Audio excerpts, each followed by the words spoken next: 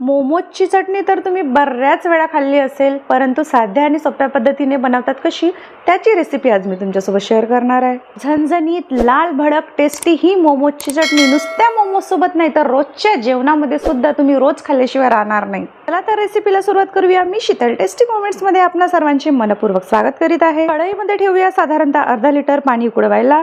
इथे घेतलेले साधारणतः अर्धा पाव लाल ओल्या मिरच्या आणि 4 पिकलेले रसरशीत टोमॅटोला असं मधून कापून घ्यायचं आणि पाण्यामध्ये घालून घेऊया उकडायसाठी। त्यामुळे त्याचं वरचं कवर लवकर रिमूव्ह होते। आणि त्याच्यानंतर घालूया लाल मिरच्या। ह्या ओल्या मिरच्या आहेत, याच्या जागी लाल सुक्या मिरच्या सुद्धा तुम्ही आरामात या ठिकाणी वापरू शकता। त्यानंतर घालूया 2 छोटे कांदे मधात कट करून आणि भरपूर अशा लसणाच्या पाकड्या सोललेल्या, जवळपास 10 ते 12 या लसणाच्या पाकड्या आहेत। तुम्ही तुमच्या आवडीप्रमाणे लसणाचं प्रमाण कमी किंवा जास्त करू शकता। आणि नंतर घालूया काळे मिरे 10 ते 12। सगळं साहित्य मीडियम फ्लेमवर व्यवस्थित त्याच्यावर झाकणी ठेवून जोपर्यंत ते सगळं सॉफ्ट होत नाही 15 ते 20 मिनिटासाठी उकळू देऊया।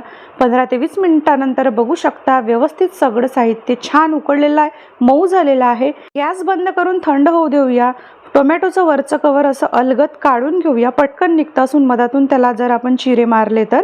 आणि त्याच्यानंतर हे सगळं साहित्य पाण्यासकट मिक्सीला ब्लेंड करून घेऊया। अगदी साधी आणि सोपी रेसिपी आहे, खायला एवढी भारी आणि टेस्टी लागते की रोजच्या जेवणात सुद्धा तुम्ही पोळी आणि भातासोबत हे खाऊ शकता।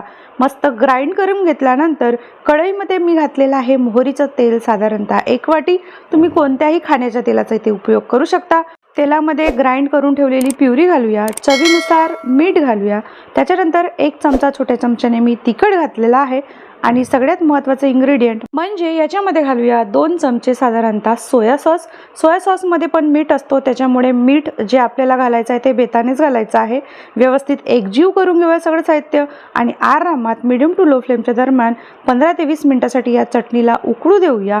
आणि जबरदस्त इथे मोमोजची चटणी बनून तयार आहे। रोज जेवणामध्ये खाऊ शकाल एवढी ही भारी टेस्टी लागते, तर नक्की ट्राय करा आणि चॅनलला सबस्क्राईब करायला विसरू नका।